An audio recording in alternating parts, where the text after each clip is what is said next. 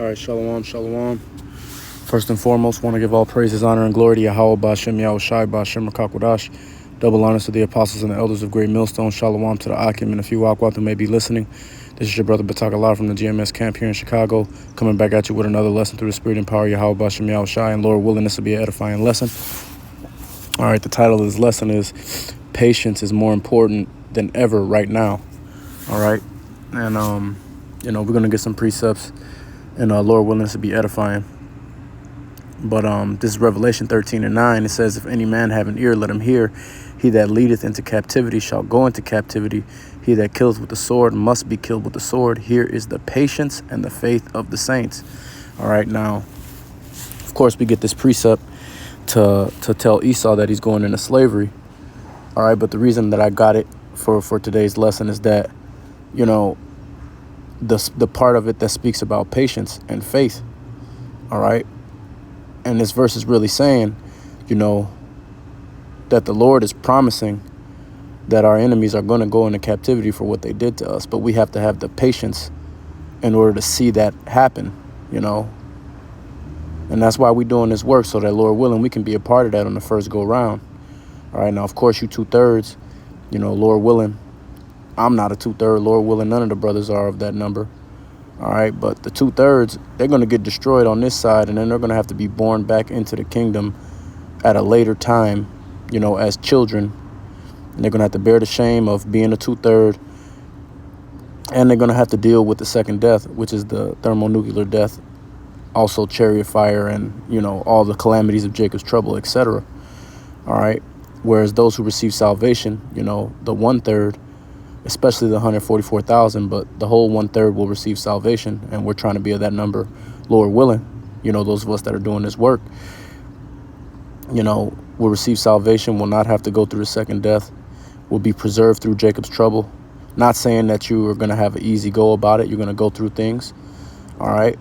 But, you're going to have the patience and the faith to endure those things, knowing that the Lord is coming to deliver you, all right? And that's the spirit that we're hoping to have. And that's the spirit that we need to pray for coming into the times we're coming into, because things are starting to pick up speed rapidly. All right.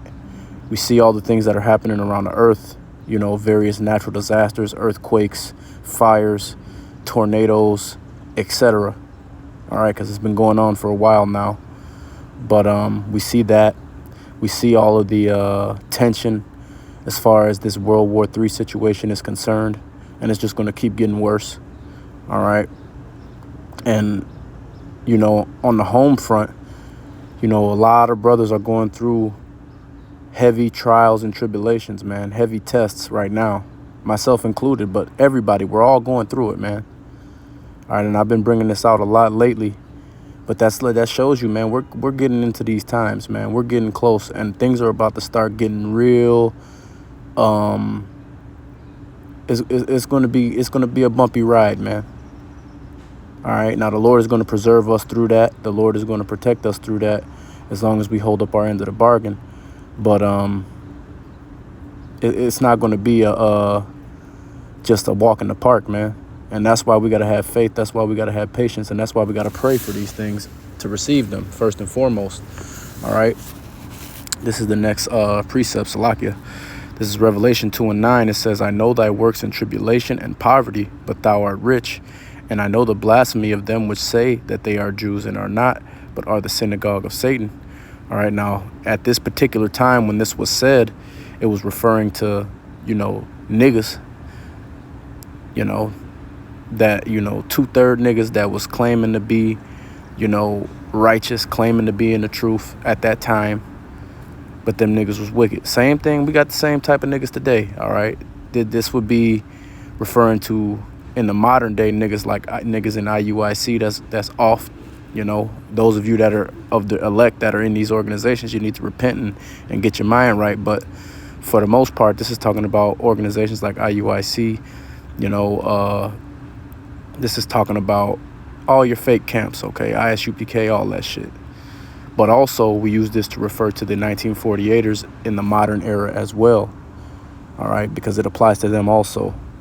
But let's continue reading. It says, verse 10, And this is the point. Fear not. It's like you fear none of those things which thou shalt suffer.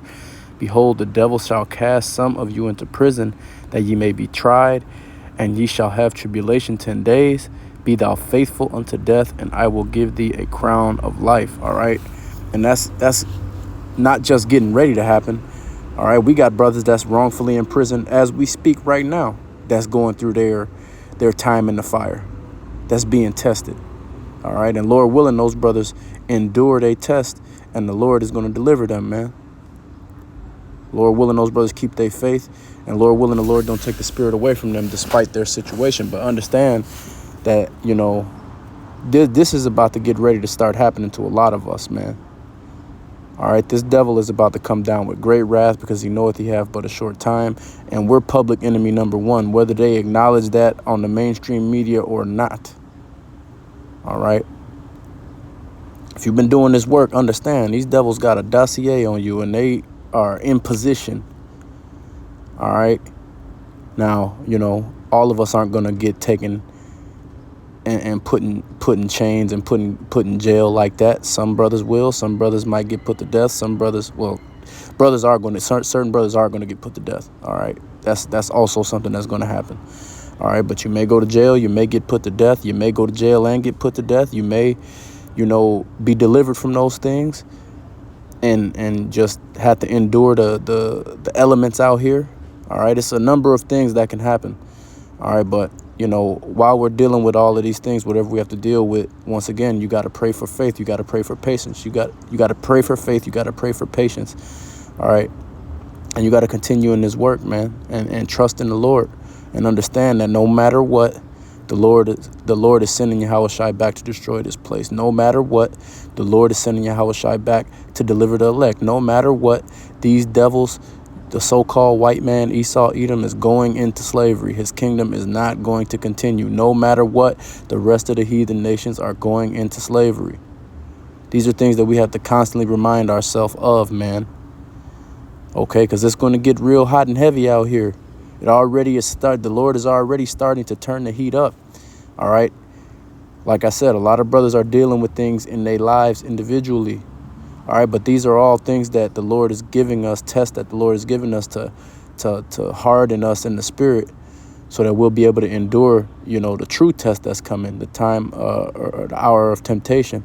All right. When this MOTB comes out, man, because we're going to have to deal with that, too. All right. This is 2nd Esdras. Chapter 15 and verse 14, it says, Woe to the world and them that dwell therein, for the sword and their destruction draweth nigh, and one people shall stand up and fight against another, and swords in their hands. For there shall be sedition among men, and invading one another. They shall not regard their kings nor princes, and their course of their actions shall stand in their power. This is what's coming to this place, man. Mayhem, all right? Martial law.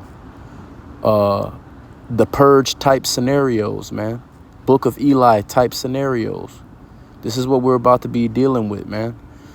They've been saying on the news, well, I don't know about the news, but on the alternative news media, you know, the outlets that tend to be more in line with what's really happening, they're starting to say, man, that, you know, and this was probably like a week and a half, maybe 2 weeks ago, that they made this proclamation, maybe a week ago, I don't know. But at the time when they made the proclamation, they said that the United States only had 4 weeks of oil left. All right. And this situation in Iran is going horribly for the United States military and the United States government. All right. And it's going to keep getting worse. These Iranians ain't backing down. All right. The scriptures say that the least of the flock shall draw them out. Every time that this devil Donald Trump tries to make a deal with these Elamites, that's who Iran is, the Elamites. All right. They're the descendants of the ancient Persians and the Medes. All right. Every time that this devil Donald Trump tries to make a deal with these people, the small hats violate the deal and ruin everything. All right. And they're going to keep doing that because that's the spirit that the Lord has on them to cause this World War III to happen. All right.